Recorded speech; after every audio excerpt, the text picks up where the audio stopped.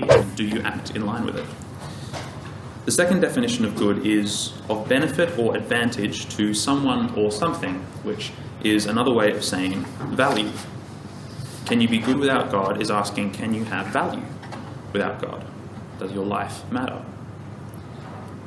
And let me just state my argument going into this. I think the answer to both questions is no. In the absence of God, you can have neither morality nor human value. I'm not going to beat about the bush, that's what I think, and that's what I'm going to be presenting to you. So the structure of this forum is something like this. I'm going to break goodness down into morality and value, and look at the atheistic arguments for both, and basically show how they don't work. We'll start with value because I think that's the simpler and more fundamental of the two, since morality is almost always based on the assumption of human value. Within value, we'll look at just the idea of human value, as well as human rights. And within morality, we'll look at subjective morality, morality in light of evolution, morality in light of death, and the idea of accountability and morality. After that, we'll flip the question around. Instead of asking if we can be good without God, we'll ask if we can be good with God. Spoiler alert, I think the answer is yes, and it's the only way you can be good. Any questions before we jump into it? Great. All right, human value. Can we have value without God? A more basic question, do we have value? If so, where does that value come from?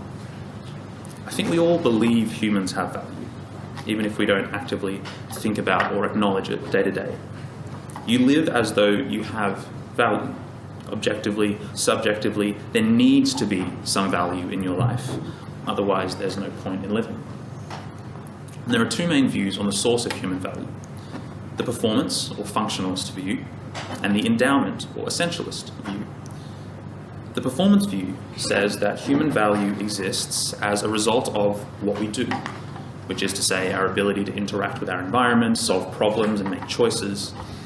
And the endowment view, on the other hand, says that we have value simply by virtue of our existence. It's not contingent on our ability to perform, we simply are valuable. Now, I'm not going to make a case for one view over the other because as different as those views are, they do have a fundamental similarity in that they are both completely based on human belief. I believe either view to be true. I believe I have value for X reason, therefore I do. The problem, however, with belief-based human value is that it also leaves room, as it must, for belief-based human worthlessness. If it is true that humans have value because I believe it, then it must also logically be true that humans can be worthless because I believe it. And this isn't just hypothetical. Throughout history, both the performance and endowment views have been flipped upside down to justify our belief in the worthlessness of people. We can look at the Atlantic slave trade or the Holocaust. Worthlessness by virtue of being black or Jewish, valued because of who you are. Or we can look at the invasion of Australia. These people don't farm as well as us, talk as well as us, travel as well as us. Performance-based worthlessness, valued because of what you do. So if human belief is the source of human value and the source of human worthlessness, then they completely cancel each other out. It's a logical impossibility. Therefore, humans cannot be the source of human value or human worthlessness. And without God, there's no other source of human value.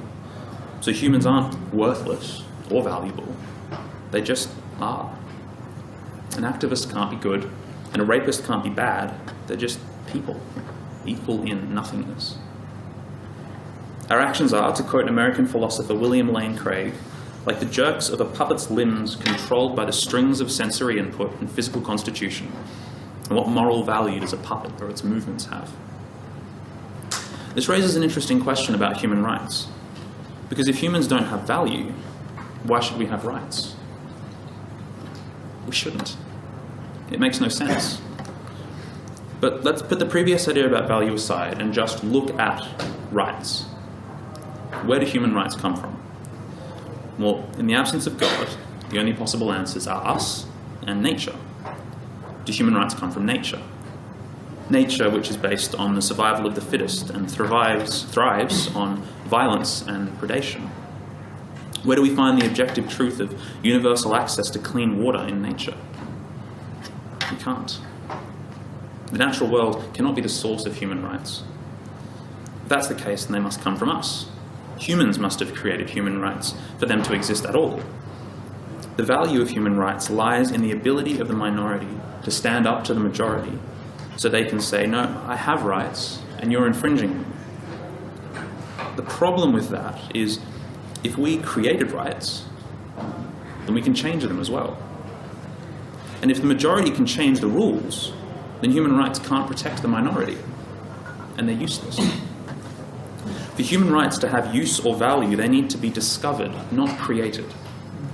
But if they don't come from nature, and they don't come from us, they don't exist. They can't exist. There are no human rights. There is no human value. Can you be good without God? Can you have value without God? No. We don't have value. We don't even have whatever shred of dignity comes from being acknowledged as less than valuable. We're just nothing. No rights or meaning or claim to anything. We cannot be good without God. And that brings us to the next part, morality. Let's take the same logic we used for value. If you can believe people are valuable and also believe they're not, then neither can be true. Value based on human belief is impossible. In the same way, morality based on human belief is also impossible. If you believe a certain action to be morally wrong, then it doesn't stop someone else from believing it to be morally right. And if morality is based on what someone believes, then both have to be valid. And if both are valid, then neither are. You can think the Holocaust was wrong. That doesn't change the fact that there were Nazis who thought it was right. If morality is subjective, then the Holocaust was actually morally indifferent. We know that's not true. When we think about people suffocating on cyanide in the concrete chambers of Nazi death camps, we're not indifferent. We're appalled. I'm willing to bet you're feeling appalled thinking about it right now. We know it's wrong. The problem is, if that conviction only comes from our belief that it's wrong, then it's actually not wrong, because there's nothing that makes our belief more valid than that of the Nazi who thought it was right. If it's wrong for someone to murder dozens of school children with an assault rifle just because we think it's wrong, then it's not wrong. It can't be. Morality cannot be based on human belief. I want to now look at morality through three other lenses to get a better, broader picture of what it looks like in a godless world. As I mentioned at the start, those lenses are morality in light of evolution, morality in light of death, and the idea of morality and accountability. First up, evolution. This is one of the most common ways people understand morality in the Western world. Morality is a way of behaving that has evolved with humans to help us procreate and survive. Is it bad to murder? Yes. Why? Because it's counterproductive to the progression of the species. Why is it good for the species to progress? So that more people can live happily in the world. Why is it good for people to live happily in the world? If death is inevitable, if, like we've talked about, you have no inherent value, and every joy you experience is meaningless, why live? And why is life good? Here we reach the limit of the belief in morality through evolution. It can tell us how we come to know morality, but it doesn't tell us why it's true or why it's good. It can tell us how we've discovered morality, but not where morality comes from. Like we looked at with human rights, trying to get morality from nature, from evolution, is impossible. They're incompatible. To quote R.Z. Friedman, a philosopher from the University of Toronto, the principle of respect for persons and the principle of the survival of the fittest are mutually exclusive. If morality already existed, then even a Christian could believe that evolution was the method through which humans discovered morality. But if morality didn't exist before humans evolved, then it couldn't exist afterwards. Evolution cannot account for the existence of objective morality. As a brief aside, a lot of the ways people account for morality in the world today fall into the same trap as evolutionary morality, in that they already presume some form of morality of which they themselves cannot be the source. like how evolutionary morality assumes that human life and survival is good, but it can't account for it. An example of this is found in the ethics of Immanuel Kant, who said, to summarize, that an action is morally worthy if it can be applied to all humanity and have a good outcome. So if you were going to tell a lie, you'd need to imagine what the world would be like if everyone lied. The world would be chaotic, which would be bad. Therefore, you should tell the truth, because if everyone tells the truth, the world is peaceful and flourishes, which is good. But Kant's philosophy cannot tell you why it's bad if the world is in chaos, or good if the world is peaceful. It assumes it. Like I said, it's a method of discovering morality, not a method of creating it. Secondly, morality in light of death. You are going to die. It's unavoidable. That being the case, why not live entirely out of self-interest? Why be sacrificial or altruistic? If God is not real, and you're going to die, then there's no reason to act morally. To be a reasonable, consistent atheist, you have to acknowledge that there is no reason to be moral. There's no imperative. Atheistic ethicist Kai Nielsen from the University of Calgary writes, "We have not been able to show that reason requires the moral point of view, or that all really rational persons should not be individual egoists or classical amoralists. Reason doesn't decide here. The picture I have painted for you is not a pleasant one. Reflection on it depresses me. Pure, practical reason, even with a good knowledge of the facts, will not take you to morality. Reason doesn't decide here. If there is no God, there is no reason to act morally. You could, if you wanted to, but there would be no reason to. You might say, yes, but helping other people at the cost of my own time and resources are things I want to do. Okay, but you also have to acknowledge that doing that is completely unreasonable and, quite frankly, stupid. If there's no God, there is no reason to be moral, and so logically, you should push away any altruistic or sacrificial tendencies you have, because they're entirely inconsistent with an atheistic worldview. To be a consistent mortal in a godless world, you have to acknowledge that it's just as valid to act immorally as it is to act morally. And so we come to the last thing I want to look at, morality and accountability. Let's say, for argument's sake, that everything I've just said was wrong. That you can, in fact, have objective value and objective morality without God. So what? If you die, and that's it, what influence should either of those factors have on your life? If there's no God, there's no judgment. No one to hold people accountable for the things they've done. If there is real value to human life and a real moral standard, but no accountability, then none of it matters. Perfect objective morality requires perfect accountability to be true. And without God, it's not. Rape could be objectively wrong, but if there's no God to judge the rapist, then it doesn't matter. It can't be wrong. He's free to do what he wants. As the Russian writer Fyodor Dostoevsky said, if there is no immortality, then all things are permitted. When American theologian Timothy Keller talks about this idea, he references a quote from a play called After the Fall by Arthur Miller. One of the main characters, Quentin, is reflecting on his life and says, "For many years I looked at life like a case at law. It was a series of proofs. When you're young, you prove how brave you are or smart, then what a good lover, then a good father, finally how wise or powerful or whatever. But underlying it all, I see now there was a presumption that one moves on an upward path towards some elevation where God knows that I would be justified or even condemned, a verdict anyway.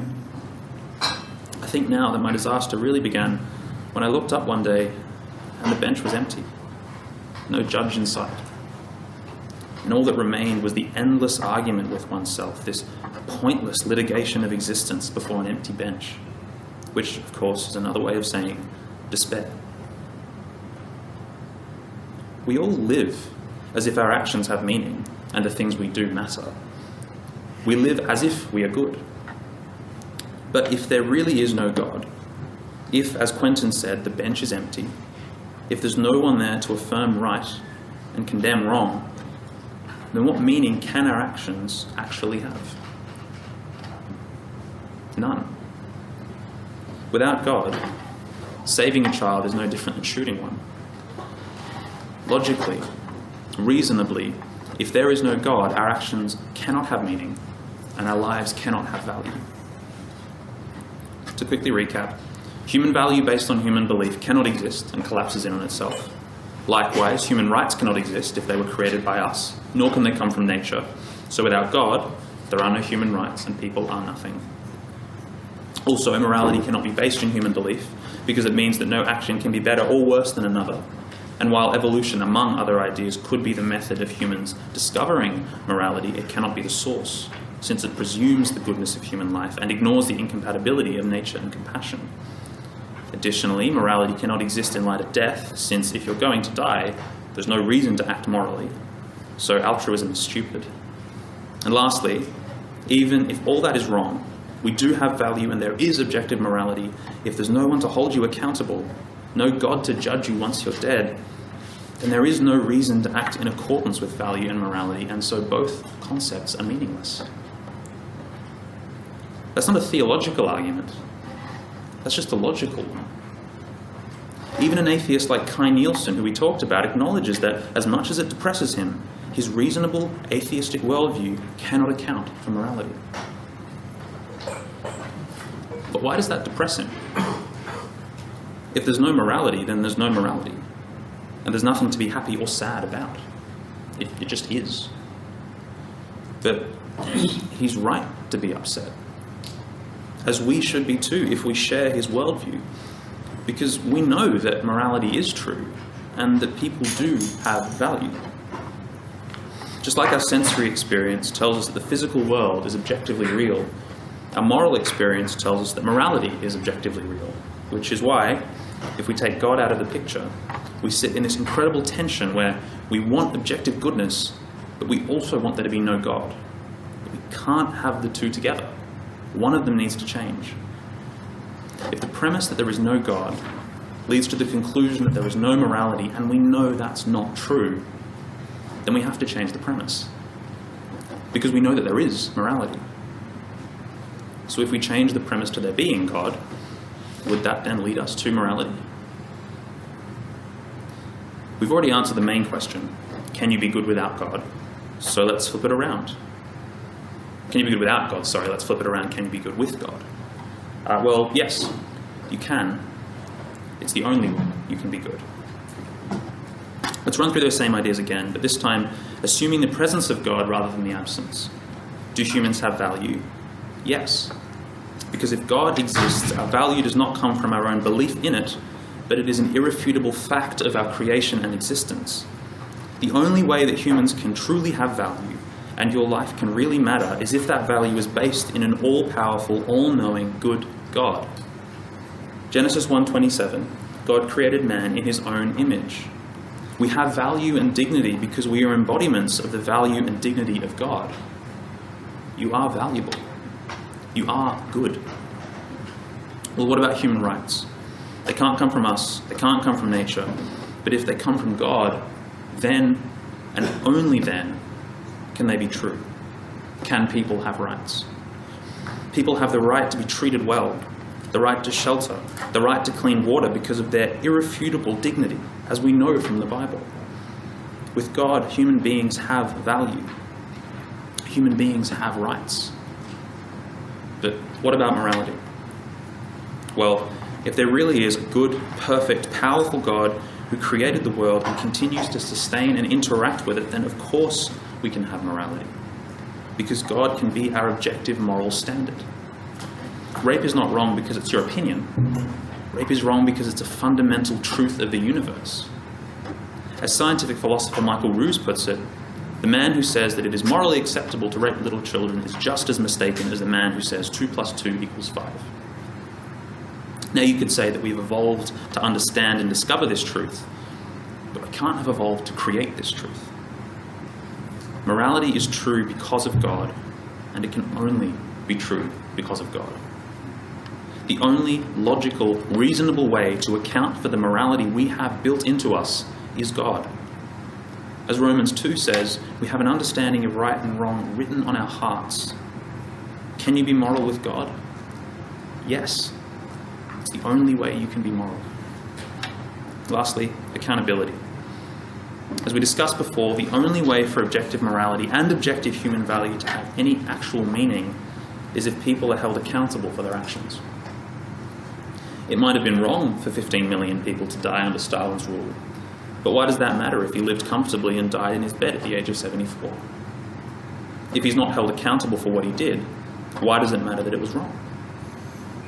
It doesn't matter. It can't. If there's no accountability, there can be no morality. With God, there is accountability. Romans 2:6 says he will render to each one according to his works. God will judge everyone according to what they've done. He sets the moral standard and he will judge each of us based on whether we meet it. Because of that, your actions do have meaning. The way you treat people matters. It's the only way it can matter. Without God, morality and human value cannot exist, but with God, they are irrefutable. Can we be good without God? No. Can we be good with God? Yes. But I want to ask one last question. Are we good with God? God has to exist for there to be goodness. But are we good?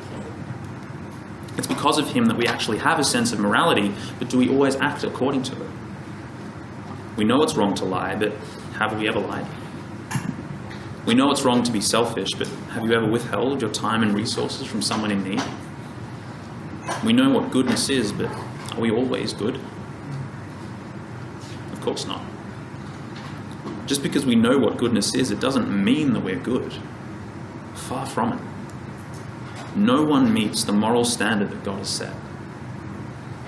And that's why accountability is scary. As we've seen, for value and morality to have any meaning, God needs to judge people. He needs to hold them accountable. And if he's judging people, that means he's judging you. How confident are you that he's going to judge you as good? Not good enough, but truly good. It can't be okay for God to judge people as good enough and for that to be acceptable, because God is the perfect standard of goodness. And you've either met that standard or you haven't. You're either good or you're not. But no one meets that perfect standard. Romans 3:23, for all have sinned and fall short of the glory of God. And so God cannot judge you as good, except that he can. Right after the Bible tells us that no one meets God's perfect standard, it tells us how God has made a way for us to be justified, that is, regarded as good in his eyes. By coming to earth as a human being called Jesus, God, as a human, as liable to temptation as anyone, lived a perfect life, a good life. And he did that so that you can share in that goodness. Because Jesus didn't just live, but he was hammered to a cross, died, and was resurrected from death. So that if you believe that to be true and put your faith and your trust and your hope and your life in that, then the punishment you deserve for willfully living in contrast to God's moral standard has actually already fallen on Jesus. And so God can judge you as good.